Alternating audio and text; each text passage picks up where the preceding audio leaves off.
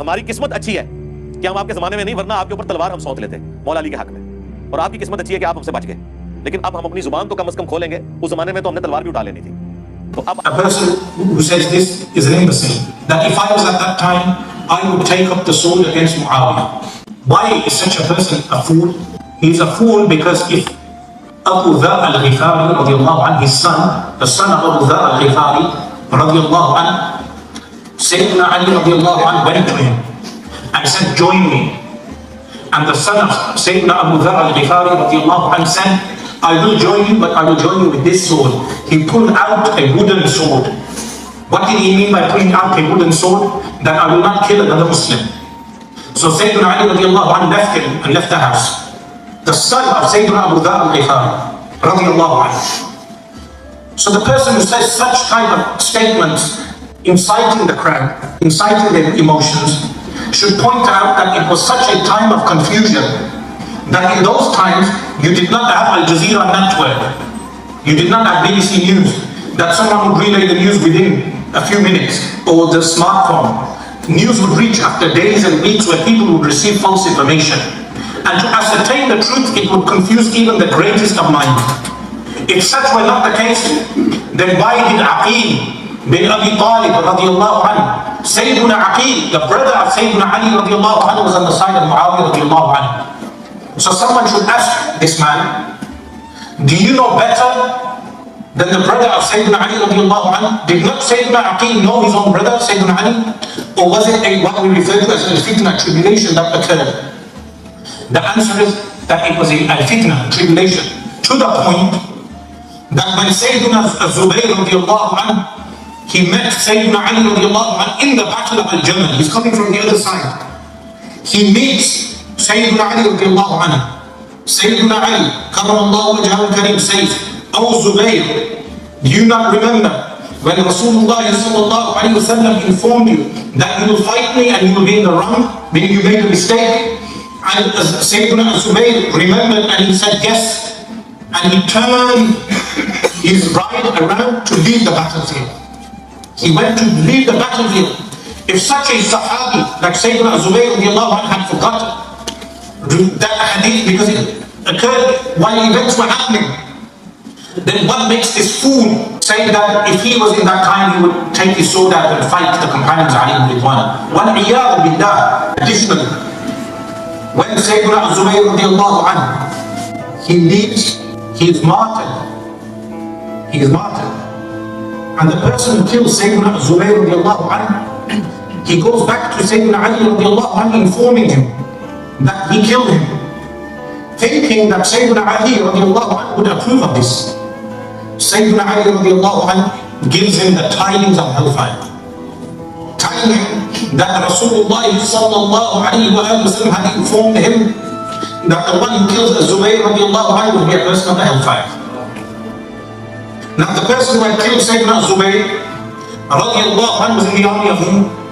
In the army of Sayyidina Ali radiallahu anhu. So would that not confuse people? That you have some of the Khawarij in the army. Likewise, when Sayyidina Amir bin Yasir radiallahu anhu, he was martyred. Ya Ammar, taqtuluka al-fi'atu al-baghiyah. Oh Ammar, the rebellious crew will kill you. Meaning their judgment was that they committed rebelliousness against Sayyidina Ali radiallahu anhu. The killers of Sayyidina Amr being from the side of Muawiyah radiallahu anhu does not entail that Muawiyah radiallahu anhu or Amr radiallahu anhu or all the companions like Sayyidina Aqil and numerous other companions who were with Muawiyah radiallahu anhu, that they were guilty of this crime. It entails that their legal judgment was that they are al-fi'at al-baghiyah in that time, but later on when Sayyidina Imam al-Hasan radiallahu anhu, he makes sulh and he gives the oath of allegiance. If Muawiyah radiallahu anhu was guilty of any crimes at that time, Sayyidina Imam al-Hasan radiallahu anhu would have brought that up at that time. Instead they wrote down shurut. One of the conditions, one of the conditions was that when Muawiyah radiallahu anhu passes away, the Khilafah shall go to the hands of Sayyidina Imam al-Hasan radiallahu anhu. But Sayyidina Imam al-Hasan radiallahu anhu died 10 years later.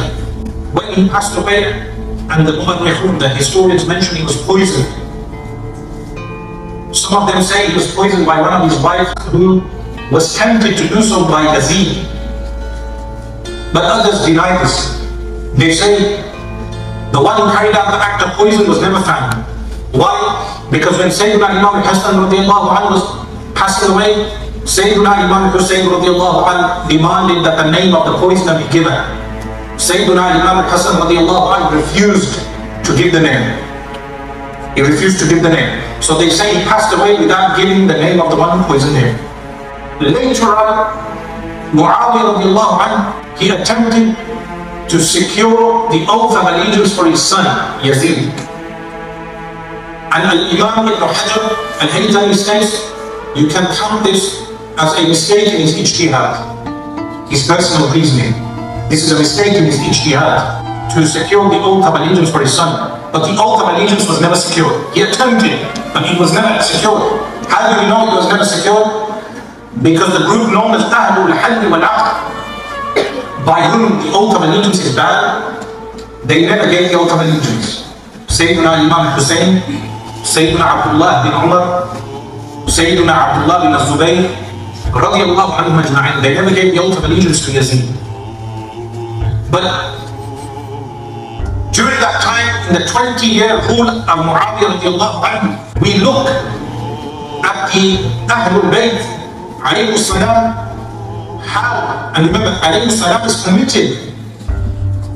Al-Imam Nawawi, Yahya bin Sharaf al-Nawawi, you go back and check his book Al-Afkar, he says it's makruh tanzih to state salawat and salam upon ghayr al-bid'ah. You cannot say, meaning it's makruh tanzih to say sallallahu alayhi wa sallam. You must say Allahumma salli ala Sayyidina Muhammad wa ala ali Sayyidina Muhammad wa sallam. But salam alone is permitted. And Ibn Abidin rahimahullah has a discussion on this in the Radd al-Muqtar. He quotes Imam Nawawi rahimahullah. He mentions it's makruh if it has tashabbuh bi ahl al-bid'ah, which is resemblance to the Qibla population, which is the Shia. But a Sunni can never have resemblance to the Shia, because when we say alayhi salam, we are at the same time praising the companions of Rasulullah sallallahu alayhi wa sallam. So it is permitted. So you look at the Ahlul Bayt during those 20 years and the links that they had with Amir Muawiyah radiallahu anhu, they had good ties.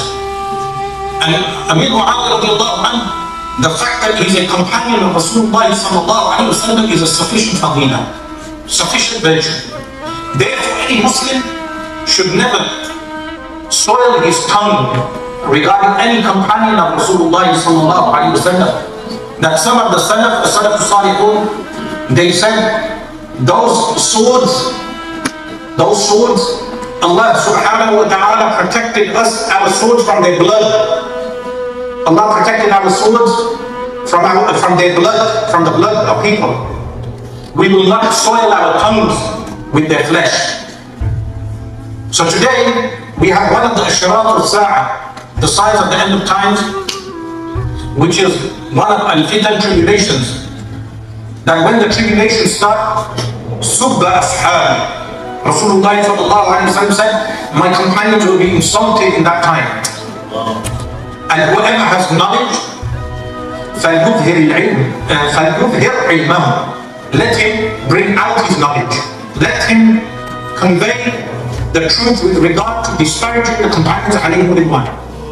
There is one hadith of Rasulullah sallallahu alayhi wa sallam where he says, Ashabi, ashabi, ashabi, meaning addressing people regarding the Sahaba, my companions, my companions, my companions. The words to the effect that if one of you gained the weight of Mount Uhud in gold in the way of Allah, it would not weigh equal to the amount that if a Sahabi gave a handful of soil in the way of Allah.